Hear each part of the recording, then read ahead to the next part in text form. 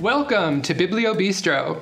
My name is Megan Jazak, and I'm a registered dietitian and community health educator with the Portage Health Foundation. And today I have with me Michael Sinitis, who is the program coordinator and chef extraordinaire with the Portage Lake District Library. For those of you that are new to Biblio Bistro, this is a cooking series in partnership with the foundation and the library that features simple recipes with seasonal and local produce that are budget friendly. Michael, what are we cooking today? We are going to make a Kohlrabi slaw with cilantro and lime. Ooh, yum. So what you're gonna need, if you're going to the farmer's market, you can find kohlrabi, green onion or scallions, cilantro, honey, and then if you're interested, jalapeno. That's an optional piece depending if you like spice or not. And then for the grocery store, you're gonna need olive oil, fresh lime, fresh orange, rice wine vinegar. You could also use a white wine vinegar or apple cider vinegar pretty easily in place if you can't find or don't like rice wine vinegar. And then salt and pepper. Nice. So we're all pretty familiar with coleslaw, but so why are we doing it this way? Why are we using these veggies? Yeah, so I figured a good start would be to just show people a little bit more about kohlrabi. I think a lot of people are unfamiliar with it, so it's one of those veggies at the farmer's market that people kind of shy away from. Sure. And I'm hoping that this recipe not the most will attractive. show.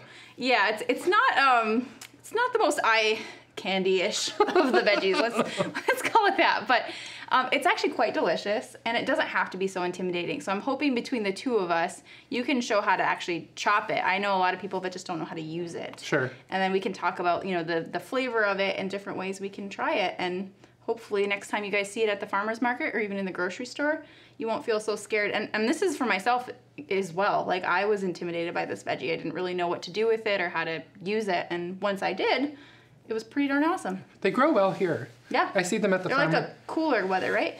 I see them at the farmer's market about the time that you can have broccoli. So Okay. about June-ish. Okay. Sounds about right. Yeah. They're always there. So Awesome. that makes it easier for us to get, right? Yes. Where do you want to start? I think starting with the kohlrabi. Itself, the lovely Yes. kohlrabi. Okay, so I'm just going to take the top off. Now, you won't always see the top, but I suspect this was in storage because these store, you know, like other fall crops. So it's probably just starting, and there you go. And it's a pretty dense vegetable. So have a sharp knife, and I'm just... Skin's kind of thick. Yeah, and I'm gonna take the top and the bottom off, and then I'm just gonna do it up like this and get all of that off.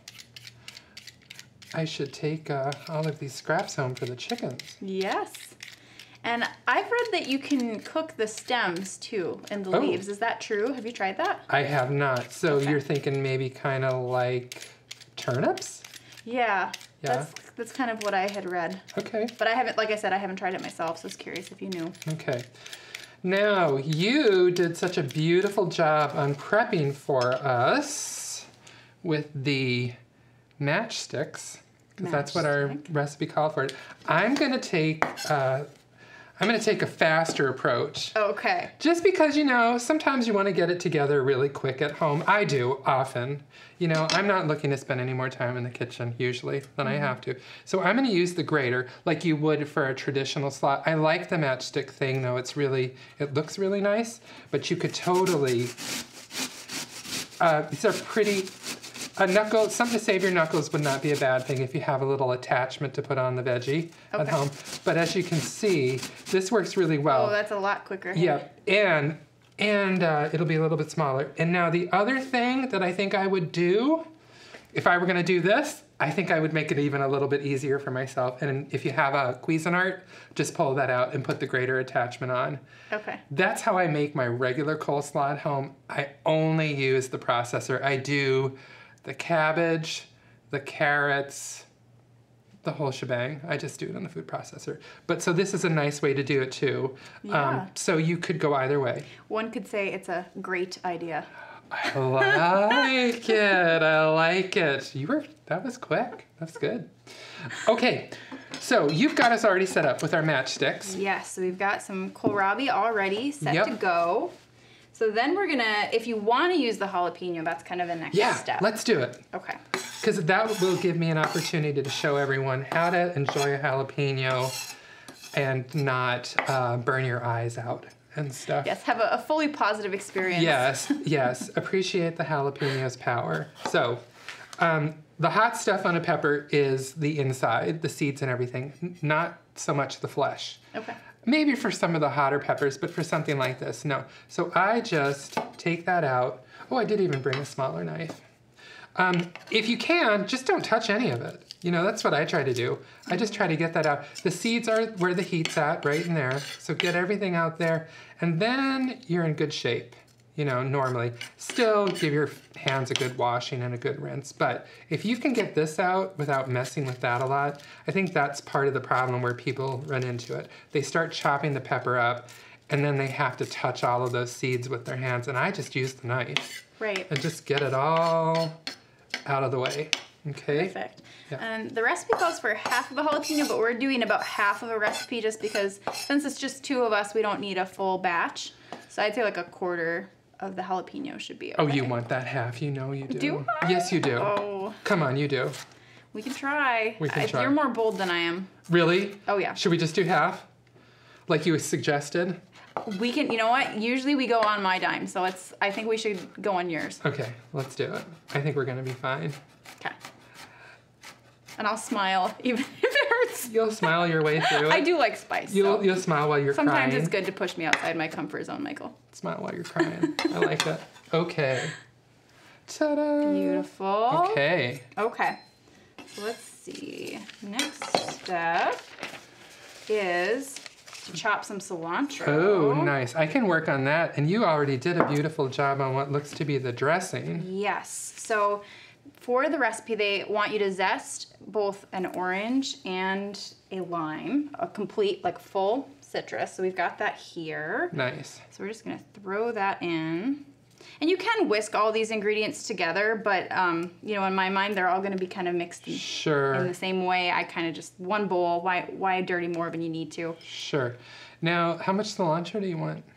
I think they said about half of a cup, and again, we're using about half the amount of kohlrabi, so quarter of a cup. Okay, maybe? so now we should probably talk about if you're one of those people who cannot tolerate cilantro, what might be a good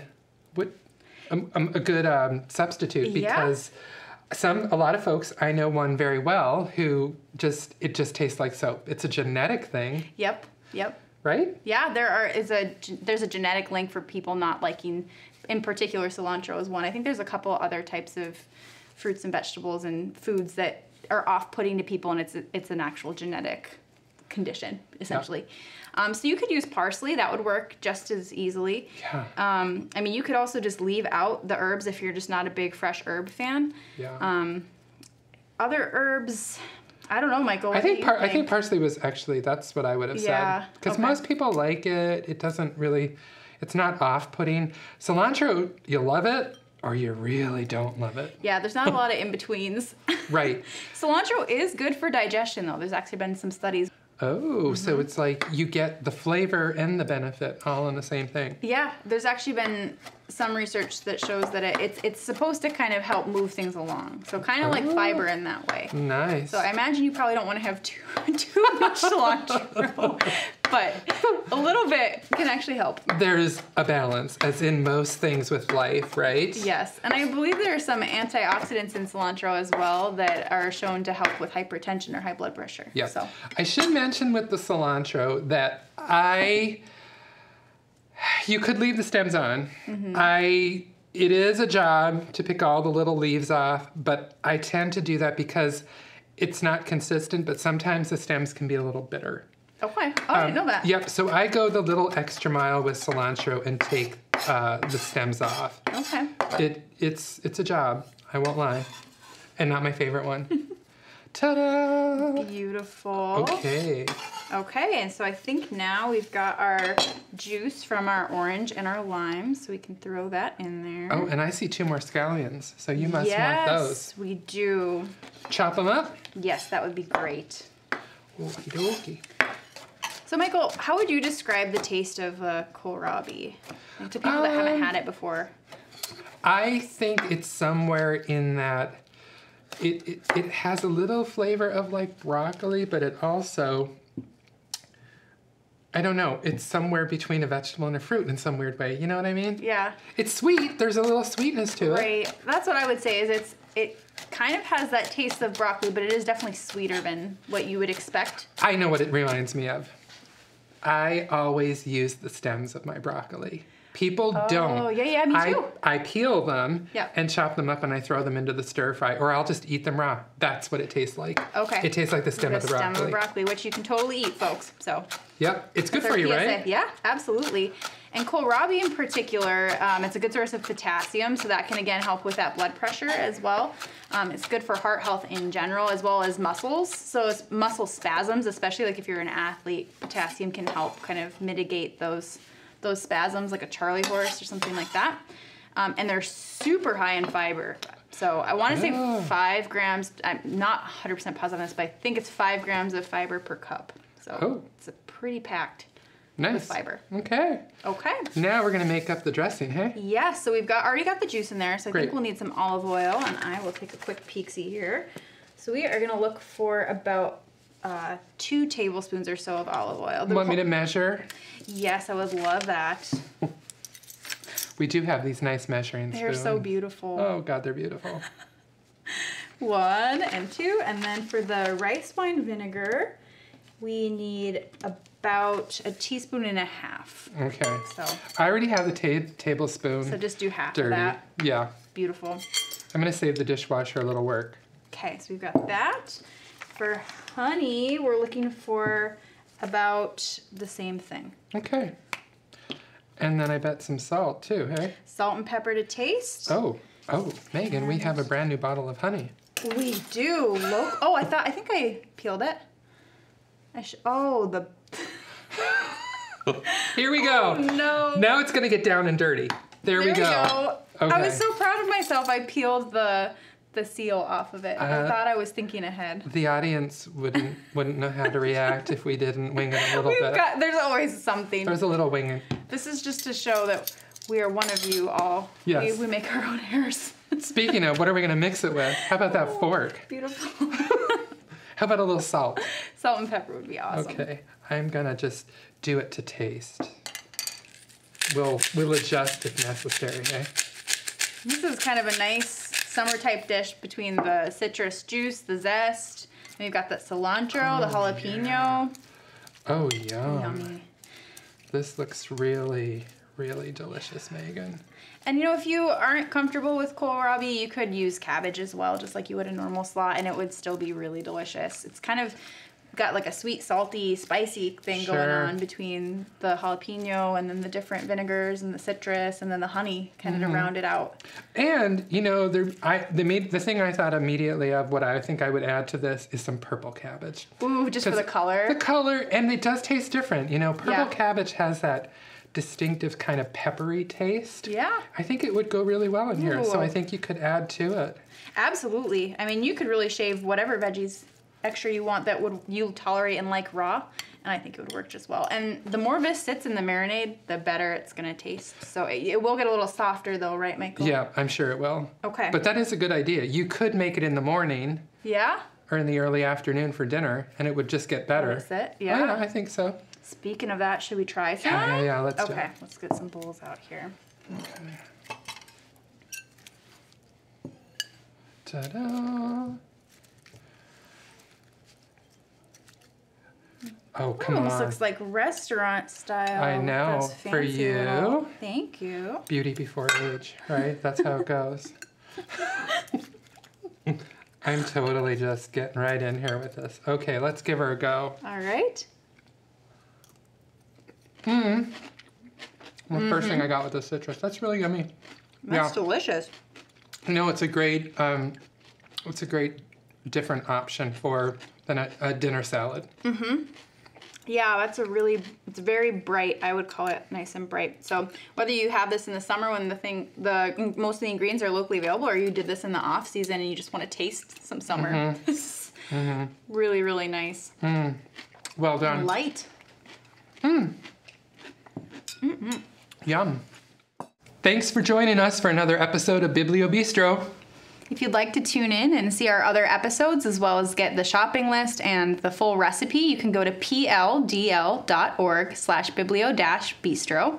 And for any additional information you're looking for on the recipe, whether that's the price per serving, and information about local farmers market, you can click the show notes, which is on the YouTube page as well, which is on that PLDL website. And if you want to share any pictures of when you're using the recipes, you can just use the hashtag Biblio Bistro on any social media that you use. Until next time, Bon appetit!